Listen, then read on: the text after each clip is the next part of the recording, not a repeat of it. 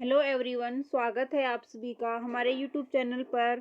आज हम स्टार्ट करेंगे जो चैप्टर 5 हमने स्टार्ट किया था उसके 11th क्वेश्चन तक हमने कल कर लिए थे और आज हम 11th से स्टार्ट करेंगे। तो देखिएगा, जो 11th क्वेश्चन है ये कौन सा है। निम्नलिखित में से कौन प्रोटीन संश्लेषण से संबंधित है। Option A ribosome, option B lysosome, option C Golgi उपकरण, ऑप्शन डी इनमें से कोई नहीं। तो जो प्रोटीन है इसका संश्लेषण कौन सी साइट करती है, तो जो राइबोसोम है ये प्रोटीन संश्लेषण की साइट कहलाती है और यहीं पर जो प्रोटीन है उसका संश्लेषण होता है। तो इसका ऑप्शन नंबर ए है, ये करेक्ट हो जाएगा। नेक्स्ट देखिएगा, नेक्स्ट कौन सा क्वेश्चन है। नेक्स्ट है कि अंतर्द्रव्यी जालिका एंडोप्लाज्मिक रेटिकुलम। अंतर्द्रव्यी जालिका को क्या कहते हैं इंग्लिश में, एंडोप्लाज्मिक रेटिकुलम। दो प्रकार की होती हैं, खुरदरी और स्मूथ मतलब चिकनी। तो जो खुरदरी होती है उसको हम बोलते हैं रफ एंडोप्लाज्मिक रेटिकुलम और जो चिकनी होती है उसको स्मूथ एंडोप्लाज्मिक रेटिकुलम कहते हैं। तो उनके बारे में देखिएगा। फर्स्ट कथन है कि ये कोशिका द्रव्य के विभिन्न क्षेत्रों के मध्य अथवा कोशिका द्रव्य के विभिन्न क्षेत्रों तथा केंद्रक के मध्य पदार्थों के परिवहन के लिए उत्तरदायी होती है। तो ये बिल्कुल सही है कि जो ये एंडोप्लाज्मिक रेटिकुलम होती है ये कोशिका द्रव्य प्रोटोप्लाज्म के मध्य विभिन्न क्षेत्रों के मध्य अथवा जो कोशिका द्रव्य और जो केंद्रक होता है, न्यूक्लियस होता है, उनके बीच में जो मैटर्स का जो परिवहन होता है, ट्रांसपोर्ट होता है, उसके लिए यही उत्तरदायी होती है। ठीक है, उसके बाद नेक्स्ट देखिएगा। नेक्स्ट क्या दे रखा है, सेकंड दे रखा है कि कशेरुकी जंतुओं के यकृत की कोशिकाओं में SER ये क्या है, स्मूथ एंडोप्लाज्मिक रेटिकुलम, विष तथा दवा के निराविषीकरण मतलब डिटॉक्सिफिकेशन में जो विष होता है, जहर होता है, उसके प्रभाव को कम करने की में महत्वपूर्ण भूमिका निभाती है। तो ये दोनों ही कथन बिल्कुल सही है। इसमें क्या होता है कि जो खुरदरी जो रफ एंडोप्लाज्मिक रेटिकुलम होता है उसकी वो एक सीट का एक बहुत बड़ा तंत्र होता है इसमें, और इसकी जो रचना होती है, संरचना होती है, वो प्लाज्मा झिल्ली के समान ही इसकी संरचना होती है। ये दो प्रकार की होती हैं, एक तो रफ एंडोप्लाज्मिक और एक स्मूथ एंडोप्लाज्मिक रेटिकुलम। और जो ये रफ एंडोप्लाज्मिक रेटिकुलम होते हैं ये खुरदरी दिखाई देती है। और इस पर ये खुरदरी क्यों दिखाई देती है, क्योंकि इस पर राइबोसोम लगे होते हैं। और जो राइबोसोम साइट है ये किसके संश्लेषण में काम करते हैं, किसके संश्लेषण का काम करती है, तो प्रोटीन का संश्लेषण राइबोसोम साइट पर होता है। ठीक है, उसके बाद जो यहाँ पर ये रफ एंडोप्लाज्मिक रेटिकुलम है, यहाँ जो तैयार होता है प्रोटीन जो तैयार होता है उसको एंडोप्लाज्मिक रेटिकुलम के द्वारा सेल होती है उसके अन्य भागों में भेज देती है, ट्रांसफर कर देती है। और जो स्मूथ एंडोप्लाज्मिक रेटिकुलम है वो क्या करती है, वो वसा जो फैट और जो लिपिड होता है उसके अणु बनाने में सहायता कौन करता है, तो स्मूथ एंडोप्लाज्मिक रेटिकुलम उसके अणु वसा और लिपिड के अणु बनाने में सहायता करती है। ठीक है, और जो ये एंडोप्लाज्मिक रेटिकुलम होता है ये सदैव क्या करता है, जालिका तंत्र का निर्माण करती है। और इसका मेन कार्य क्या होता है, इसका मेन कार्य यही होता है कि ये कोशिका द्रव्य और उसके विभिन्न क्षेत्रों के मध्य तथा कोशिका द्रव्य और के विभिन्न क्षेत्रों और केंद्रक के मध्य पदार्थों का परिवहन करती है कौन, एंडोप्लाज्मिक रेटिकुलम। तो फर्स्ट कथन हमारा बिल्कुल सही है। उसके बाद सेकंड दे रखा है कि जो कशेरुकी जंतु होते हैं उनमें जो स्मूथ एंडोप्लाज्मिक रेटिकुलम है ये विष को डिटॉक्सिफाई करने में महत्वपूर्ण भूमिका निभाती है। तो ये कथन भी हमारा बिल्कुल सही है। तो इसका जो करेक्ट आंसर हो जाएगा वो कौन सा हो जाएगा, ऑप्शन नंबर सी इसका करेक्ट आंसर हो जाएगा। इसमें दोनों ही ऑप्शन बिल्कुल सही हैं। चलिएगा नेक्स्ट क्वेश्चन देखते हैं। नेक्स्ट क्वेश्चन क्या है हमारा, ये लाइसोसोम के बनने के लिए निम्नलिखित में से कौन उत्तरदायी है। ऑप्शन ए है अंतर्द्रव्यी जालिका, इसको इंग्लिश में क्या बोलते हैं, एंडोप्लाज्मिक रेटिकुलम। ऑप्शन बी है गोल्जी उपकरण, गोल्जी उपकरण ये गोल्जी कॉम्प्लेक्स बोलते हैं जिसको इंग्लिश में, सही है माइटोकॉन्ड्रिया, डी इनमें से कोई नहीं। तो जो इसका करेक्ट आंसर होगा वो कौन सा होगा, जो गोल्जी उपकरण मतलब गोल्जी कॉम्प्लेक्स है, इनके द्वारा लाइसोसोम बनाया जाता है। और जो ये गोल्जी कॉम्प्लेक्स होते हैं ये सेल ऑर्गेनल्स होते हैं और इनके द्वारा क्या किया जाता है कि जो एंडोप्लाज्मिक रेटिकुलम है उसमें जो संश्लेषित पदार्थ हैं उनको पैक किया जाता है, किसके अंदर, गोल्जी कॉम्प्लेक्स के अंदर ये पैक किया जाता है, जो कि क्या करता है सेल के जो बाहर या फिर उसके अंदर विभिन्न क्षेत्रों में ये भेजे जाते हैं। और कुछ ऐसी सिचुएशन होती हैं जिनमें जो ये गोल्जी कॉम्प्लेक्स होते हैं ये नॉर्मल शुगर को कॉम्प्लेक्स शुगर के अंदर चेंज करते हैं। ठीक है, तो इसका करेक्ट आंसर कौन सा होगा, गोल्जी कॉम्प्लेक्स इसका करेक्ट आंसर होगा, ऑप्शन नंबर बी। चलिएगा नेक्स्ट क्वेश्चन देखते हैं। नेक्स्ट क्वेश्चन क्या है हमारा कि लाइसोसोम के संदर्भ में निम्नलिखित कथनों पर विचार कीजिएगा। फर्स्ट है, यह कोशिका का अपशिष्ट निपटान तंत्र है, मतलब ये एक्सक्रीटरी सिस्टम है। सेल का एक्सक्रीटरी सिस्टम कौन सा है? लाइसोसोम है। उसके बाद सेकंड है, इसमें बहुत शक्तिशाली पाचन एंजाइम होते हैं। थर्ड है, इसे कोशिका की आत्मघाती शैली भी कहते हैं। तो ये इन पर चर्चा करते हैं। जो ये लाइसोसोम होता है ये सेल का एक्सक्रीटरी सिस्टम कहलाता है, और ये क्या करता है कि जो कोशिका के जो बाहरी पदार्थ या मतलब जो टूटे फूटे भाग होते हैं उनको उनका पाचन करता है और कोशिका की सफाई करता है। ठीक है। और ये क्या होता है, इनमें बहुत शक्तिशाली पाचक एंजाइम होते हैं जो कि क्या करते हैं, जो कार्बनिक पदार्थ होते हैं उनको तोड़ने में सक्षम होते हैं। मतलब जो जटिल पदार्थ इनके अंदर होते हैं उनको छोटे छोटे टुकड़ों में कौन तोड़ते हैं?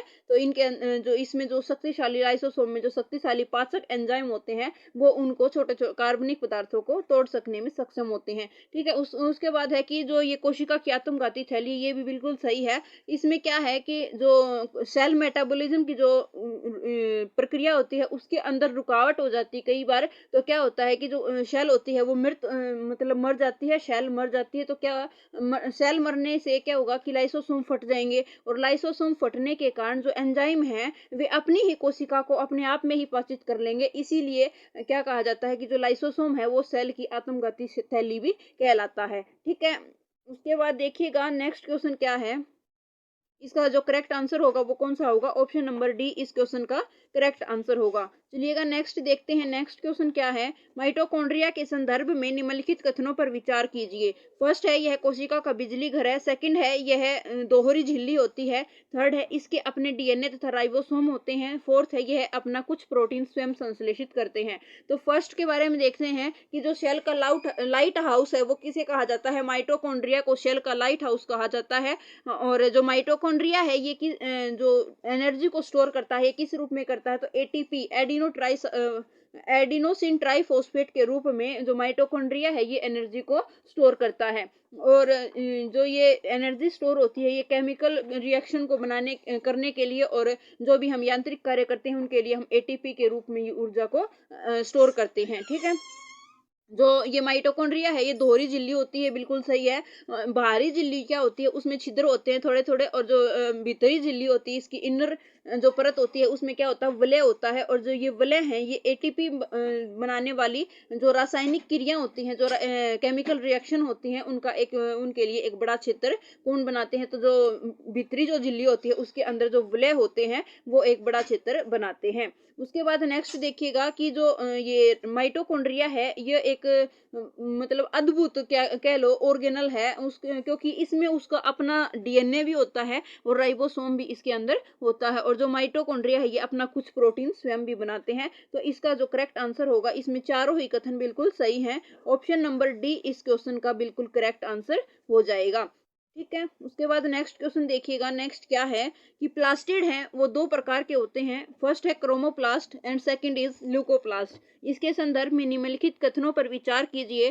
फर्स्ट है प्लास्टिड। प्लास्टिड क्या होता है? केवल पादप कोशिकाओं में स्थित होते हैं। देखिएगा जो प्लास्टिड होते हैं वो हम किसे कहते हैं? जिस भी प्लास्टिड में क्लोरोफिल पिगमेंट पाया जाता है उसको हम क्या कहते हैं? उसको हम क्रोमोप्लास्ट कहते हैं, क्लोरोप्लास्ट कहते हैं। और जो ये क्रोमोप्लास्ट है, क्रोमोप्लास्ट हम रंगीन जो प्लास्टिक होगा उसको कहेंगे क्रोमोप्लास्ट, और जो श्वेत या फिर मतलब रंगहीन होगा, कलरलेस होगा, उसको हम कहेंगे ल्यूकोप्लास्ट। ठीक है। उसके बाद देखिएगा कि जो प्लास्टिड केवल जो पादप कोशिकाओं में उपस्थित होते हैं, ये प्लास्टिड में कौन सा पिगमेंट पाया जाता है? क्लोरोफिल पिगमेंट पाया जाता है, और जो जिसे हम क्या कहते हैं? क्लोरोप्लास्ट कहते हैं। और जो पौधों में संश्लेषण की प्रक्रिया होती है, जो पौधे अपना भोजन स्वयं बनाते हैं जिसके कारण वो स्वपोषी कहलाते हैं, वो प्रोसेस भी किस कारण हो पाती है? जो क्लोरोप्लास्ट में क्लोरोफिल होता है इसके कारण ही जो प्रकाश संश्लेषण की जो क्रिया है वो पूर्ण हो पाती है। और जो ये क्लोरोप्लास्ट है उसमें क्लोरोफिल के अतिरिक्त कौन कौन से रंग के वर्णक भी पाए जाते हैं? तो पीले और नारंगी रंग के उसमें पिगमेंट भी पाए जाते हैं। ठीक है। उसके बाद नेक्स्ट देखिएगा, प्लास्टिक में अपना राइबोसोम होता है परंतु डीएनए अनुपस्थित होता है। तो ये कथन गलत है, क्योंकि जो ये प्लास्टिड है इसके अंदर इसकी जो संरचना होती है वो बिल्कुल माइटोकॉन्ड्रिया की तरह होती है, और माइटोकॉन्ड्रिया की तरह प्लास्टिक में भी अपना डीएनए भी होता है और इसमें राइबोसोम भी उपस्थित होता है। तो ये कथन हमारा गलत है और ये फर्स्ट वाला कथन सही है। देखिएगा जो इसका करेक्ट आंसर होगा ये कौन सा हो जाएगा, तो ऑप्शन नंबर फर्स्ट इसमें बिल्कुल सही है। ऑप्शन नंबर ए इस क्वेश्चन का करेक्ट आंसर हो जाएगा। चलिएगा नेक्स्ट देखते हैं, नेक्स्ट क्वेश्चन क्या है हमारा। रसधानियों वैक्यूल्स के संदर्भ में निम्नलिखित में से कौन सा कथन सही है। ऑप्शन ए दे रखा है जंतु कोशिकाओं में ये छोटी जबकि पादप कोशिकाओं में बहुत बड़ी होती हैं। तो ये कथन सही है, क्योंककि जो जंतु कोशिका होती हैं उनमें वैक्यूल्स होती हैं, ये छोटी छोटी होती हैं और पादप कोशिकाओं में ये वैक्यूल्स बड़ी होती हैं। जो ये वैक्यूल्स होती हैं ये सॉलिड और जो लिक्विड पदार्थ होते हैं उनके अंदर जो स्टोरेज थैली होती हैं उनको क्या बोलते हैं, हम वैक्यूल्स बोलते हैं। उसके बाद नेक्स्ट कथन देखते हैं, नेक्स्ट कथन क्या है। नेक्स्ट है कि ये केवल पादप कोशिकाओं में उपस्थित होती है। तो ये गलत है, क्योंकि जो ये पादप कोशिकाओं की जो वैक्यूल्स होती हैं उनमें साइटोप्लाज्म भरा होता है और ये कोशिकाओं की जो कोशिकाओं को क्या प्रदान करते हैं, कठोरता प्रदान करते हैं। और इनमें अमीनो एसिड है, शुगर है और कार्बनिक एसिड है, कुछ प्रोटीन जैसे पादपों के लिए आवश्यक पदार्थ भी इनके अंदर स्थित होते हैं। सी है ये एक कोशिका जीवों में अनुपस्थित होती हैं। जो यूनिसेलुलर जो जीव होते हैं उनके अंदर ये नहीं पाई जाती।